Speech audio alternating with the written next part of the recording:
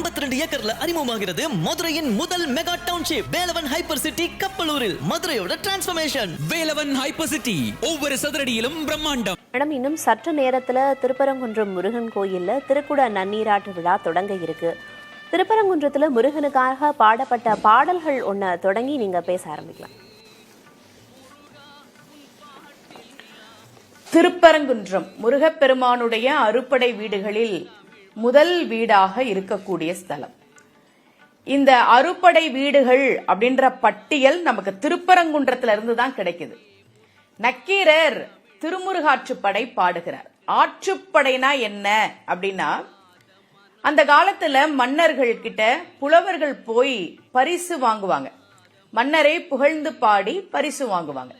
அப்படி பரிசு வாங்கிய புலவர்கள் மற்ற புலவர்கள் கிட்ட, நான் அங்க போனேன், எனக்கு பரிசு கிடைச்சது, நீ போனா உனக்கும் பரிசு கிடைக்கும் என்று ஆற்றுப்படுத்தி பாடிய பாடல்களுக்கு ஆற்றுப்படை பாடல்கள், ஆற்றுப்படை நூல்கள் என்று பெயர்.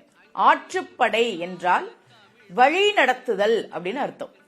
நக்கீரர் முருகப்பெருமானை வணங்கி அவருக்கு கிடைத்த நன்மைகளை எல்லாம் சொல்லி, நீங்களும் இந்தந்த இடங்களுக்கு போய் முருகப்பெருமானை வழிபாடு செய்தால் உங்களுக்கும் நன்மைகள் கிடைக்கும் என்று பாடியதுதான் திருமுருகாற்றுப்படை.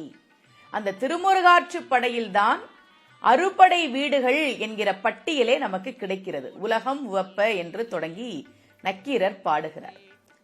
அருணகிரியார் திருப்புகழ் பாடிய ஸ்தலம். இந்த திருப்பரங்குன்றத்துக்கு என்ன சிறப்புனா, தெய்வ யானையை முருகப்பெருமான் திருமணம் செய்த தலம் திருப்பரங்குன்றம்.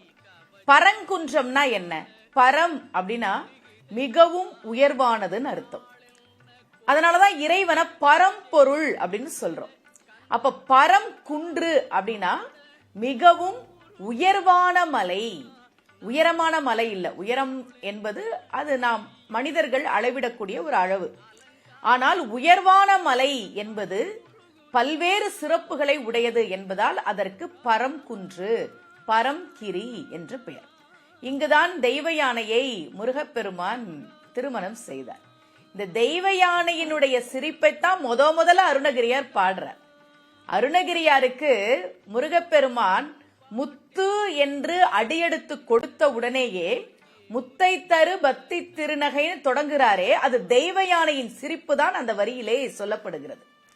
இன்னும் இந்த திருமுருகாற்றுப்படைக்கு என்ன சிறப்பு அப்படின்னா, வழக்கமா ஒரு பெண்ணை அறிமுகப்படுத்தும் போது அவர் திருமணமான பெண்ணாக இருந்தால் கணவரினுடைய பெயரை சொல்லி திருமதி அப்படின்னு சொன்னா போதும்னு வழக்கத்துல வச்சிருக்கிறாங்க. இப்ப கணவரினுடைய பெயர் ராஜா அப்படின்னா பெண்ணினுடைய பெயரை கூட சொல்லாம திரு ராஜா, திருமதி ராஜா என்று சொல்கிற ஒரு வழக்கம் இன்றைக்கும் நடைமுறையிலே உண்டு. ஆனால் திருப்பரங்குன்றத்தில் பாடப்பட்ட திருமுருகாற்றுப்படையிலே நக்கீரர் ஒரு புதுமையை செய்கிறார். என்ன தெரியுமா செய்கிறார்? முருகப்பெருமானுடைய பெருமைகளை பாடுகிற போது முதலில் முருகனுடைய பெயரை சொல்லாமல், இவன் யார் தெரியுமா? மறு இல் கற்பின் வாழ் நுதல் கணவன், தெய்வ யானையின் கணவன் என்று முருகப்பெருமானை அறிமுகப்படுத்துகிற, பெண்ணின் பெயரை சொல்லி மனைவியின் பெயரை சொல்லி கணவனை அறிமுகப்படுத்துகிற ஒரு புதுமையை நக்கீரர் திருப்பரங்குன்றத்திலே பாடப்பட்ட இந்த திருமுருகாற்றுப்படையிலே செய்திருக்கிறார். ரொம்ப அழகான ஒரு ஸ்தலம். தேவார பாடல் பெற்ற ஸ்தலம். திருப்பரங்குன்றத்திற்கு என்ன சிறப்பு, என்னென்ன பாடல்கள் பாடப்பட்டிருக்கின்றன கேட்டீங்களே. இந்த திருப்பரங்குன்றத்தில் முருகப்பெருமானுக்கு உரிய பாடல்கள் மட்டுமல்ல, அது தேவார பாடல் பெற்ற ஸ்தலம். பாண்டி நாட்டில் 14 திருத்தலங்கள் தேவார பாடல் பெற்ற தலங்கள். அதற்கு பாண்டி 14 என்றே பெயர் உண்டு. அதிலே தேவார பாடல் பெற்ற தலமாகவும் இந்த திருப்பரங்குன்றம் விளங்குகிறது. இதற்கு பரம்குன்று, பரம்குன்றம், பரங்கிரி என்பது மட்டும் பெயர் அல்ல, சத்தியகிரி என்றும் ஒரு பெயர் உண்டு. சத்தியமாக இறைவன் இருக்கக்கூடிய இடம் அப்படின்னா என்ன அர்த்தம்னா, உண்மையா தெய்வம் இங்க இருக்கு ஒண்ணு. இன்னொன்று, சத்தியத்தின் வடிவில் தெய்வம் இங்கே இருக்கிறது. அதனால இதற்கு சத்தியகிரின்னு பேரு. இங்க இருக்கக்கூடிய சிவபெருமானுக்கு பெயரே சத்தியகிரீஸ்வரர் என்பது திருநாமம். அவ்வளவு அற்புதமான இந்த திருப்பரங்குன்றத்தினுடைய திருக்குட நன்னீராட்டு பெருவிழாவை நாம் புதிய தலைமுறை வாயிலாக பார்த்து கொண்டிருக்கிறோம்.